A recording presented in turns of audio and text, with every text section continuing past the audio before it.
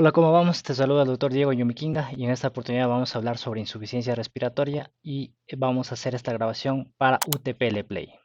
Ok, entonces vamos a arrancar con el concepto de insuficiencia respiratoria. Definimos insuficiencia respiratoria aquella patología que cursa con valores inferiores a 60 milímetros de mercurio de la presión parcial de oxígeno. Esto se define como insuficiencia respiratoria. Ahora, existen múltiples mecanismos por los cuales un paciente conlleva a tener una insuficiencia respiratoria. Dentro de estos existe la relación ventilación-perfusión, que es la que ahora me voy a referir en este momento. En condiciones normales, durante el proceso de respiración, es decir, el movimiento de inspiración y expiración, generalmente existe una ventilación y perfusión adecuada. En este concepto, pues bueno, durante la inspiración ingresa gran cantidad de oxígeno a los pulmones con la finalidad de ser distribuida a lo largo de todo el cuerpo. Sin embargo, tenemos que tener presente que va a existir una perfusión, es decir, que la circulación en este caso va a llegar a la membrana, al alveolo capilar, y de esta manera se va a producir el intercambio entre oxígeno y CO2. Es por esa razón que en una adecuada perfusión la sangre o el vaso sanguíneo lleva consigo CO2 y de esta manera se produce el intercambio a nivel de la membrana alveolo capilar y se suscita una oxigenación adecuada. Cuando existe un desequilibrio o una ruptura en cuanto a la relación entre ventilación y perfusión, sucede la hipoxemia o sucede la insuficiencia respiratoria, y en este caso tenemos dos cosas muy puntuales. Puede verse alterado en este caso la ventilación y también puede verse alterada en este caso la perfusión. ¿Cómo se suscita esta circunstancia? La ventilación puede verse alterada cuando el parénquima pulmonar se encuentra ocupado, sea en este caso por un derrame pleural, sea por una telectasia o sea por una condensación, es decir, que parte del parénquima pulmonar se encuentra ocupado. Por por estas razones, el oxígeno que llega acá a nivel del parénquima pulmonar no se va a distribuir de manera homogénea y no se va a producir un intercambio oxígeno-CO2 de manera adecuada. Sin embargo, la circulación está normal, es decir, que la circulación, en este caso, la sangre va a llegar cargada de CO2, esperando ser intercambiada y de esta manera ser eliminada a través de la exhalación. Pero en estas circunstancias, pues el parénquima pulmonar se encuentra ocupado y existe una deficiencia de la ventilación. A esto se lo conoce con el nombre de shunt. Y por el otro lado, la perfusión se va a ver alterada en circunstancias en donde existe un taponamiento, una circunstancia peculiar o una patología peculiar en donde se suscita esto es la tromboembolia pulmonar. Entonces, en estas circunstancias, el pulmón no está afectado y el oxígeno entra sin ningún inconveniente y se distribuye a lo largo de todo el pulmón. Sin embargo, la circulación es la que está afectada. Aquí se produce un taponamiento y por ende razones va a haber zonas de pulmón en donde no se va a provocar el intercambio entre CO2 y pulmón debido a que existe un colapso en la circulación. Y esto da como consecuencia una alteración de la perfusión y esto, en resumidas cuentas, lleva a un deterioro de la presión de oxígeno por debajo de 60 milímetros de mercurio. Sin embargo, hay que tomar en consideración que en condiciones fisiológicas la distribución de la ventilación-perfusión en el pulmón no es homogéneo. Es decir, que van a existir tres tipos de zonas que se les denomina zonas de West, y cada una de estas va a tener una característica o una peculiaridad. Es decir, en la zona 1 va a ser la zona del pulmón que se va a encontrar mayor ventilada, pero la perfusión va a ser pequeña o mínima. La zona 2, en cambio, va a tener un equilibrio, es decir, la ventilación va a ser igual o similar a la perfusión. Y la zona 3, en este caso, se suscita lo contrario a la zona 1. La perfusión va a ser adecuada y en este caso la ventilación va a ser reducida. En conclusión, las zonas de West, lo que nos trata de decir las zonas de West es que existen zonas del pulmón que van a estar más aireadas que otras. En este caso, la zona con mayor gas o con mayor aire es la zona 1. ¿Sí?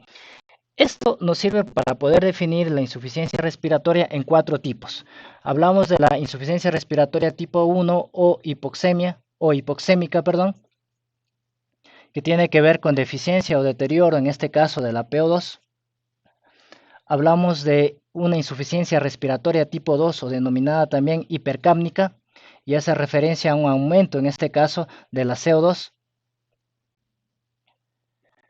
conocemos como insuficiencia tipo 3 a la insuficiencia perioperatoria, y en este caso se suscita a aquellos pacientes que han sido operados y que posterior a ello tienen una insuficiencia respiratoria. Pero en este caso la situación es diferente. Muchos de los casos en donde se producen las operaciones y se suscitan posterior a las operaciones de insuficiencia respiratoria se debe al colapso del alveolo. En situaciones normales, pues el alveolo tiene lo que denominamos PIP, que es la presión positiva al final de la aspiración, y es gracias a esta PIP o a esta presión positiva que evita que el alveolo se colapse. Cuando se suscita esta insuficiencia respiratoria tipo 3 o denominada perioperatoria, las máquinas o los ventiladores de anestesia generalmente no dan PIP. Por ende, no va a haber la presión positiva al alveolo y este alveolo colapsa. Y de esta manera se produce el colapso del pulmón y genera telectasias. Y esto conlleva a que el paciente tenga una insuficiencia respiratoria tipo 3. Y finalmente tenemos la insuficiencia respiratoria tipo 4, que hace referencia a pacientes que se encuentran en estado de choque y por ende tienen hipoperfusión. ¿Qué quiere decir esto? Que en estas circunstancias este paciente no tiene suficiente circulación o tiene hipovolemia, tiene hipoperfusión, por ende no llega suficiente cantidad de sangre acá para ser intercambiado con el oxígeno y esto provoca un grado de insuficiencia respiratoria que se lo conoce como tipo 4. Si hablamos de la insuficiencia respiratoria es un deterioro del oxígeno, no es descabellado pensar que el tratamiento justamente es oxígeno. Pero el tratamiento en estas circunstancias va a depender o debe de individualizarse. Ejemplo, en este caso, donde existe una condensación, donde existe un proceso infeccioso que conlleva a una ocupación del parénquima pulmonar, pues obviamente vamos a dar oxígeno y también vamos a dar antibióticos para poder descartar o desvincular este proceso infeccioso inflamatorio que se está produciendo acá. Pero en las circunstancias como la tromboembolia pulmonar, en donde existe una obstrucción debido a la presencia de un trombo a nivel de la circulación, nosotros podemos dar oxígeno, pero sin embargo, si no se resuelve este trombo de acá, no va a haber el intercambio entre oxígeno y CO2 debido a que está dañada la perfusión, más no la ventilación. Entonces, en este tipo de circunstancias, lo que se debe de hacer es una trombectomía, si amerita el caso, con la finalidad de poder destapar este vaso que se encuentra ocluido para que siga el flujo normal en este vaso ocluido y de esta manera se produzca el intercambio oxígeno y CO2. Pero en esencia, el tratamiento de la insuficiencia respiratoria, pues bueno, es en este caso el oxígeno.